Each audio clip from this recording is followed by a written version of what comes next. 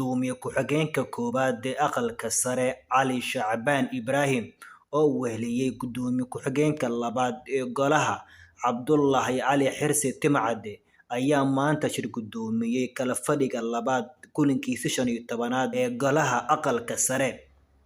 Kulanka maanta ee golaha aqalka sare ayaa ajendihiisu waxa uu ahaa aqrinta koowaad ee hindis sharciyeedka hay'adda socdaalka iyo jinsiyadaha iyo aqrinta saddexaad iyo ansixinta hindis sharciyeedka hay'adda sirdoonka iyo nabad sugidda qaranka ee NISA.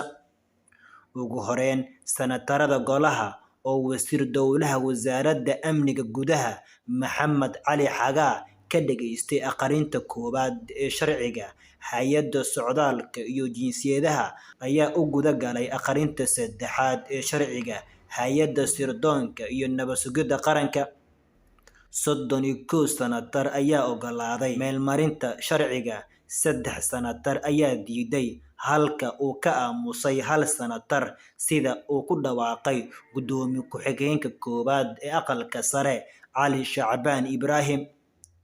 Ugu dambeyn, wasiir dowlaha wasaaradda amniga gudaha Maxamed Cali Xagaa ayaa senatarada aqalka sare uga mahadceliyay meelmarinta sharciga hay'adda sirdoonka iyo nabad sugidda qaranka NISA oo meesha ka saari doona tabashooyin iyo caqabado badan oo ku xeernaa shaqada hay'adda.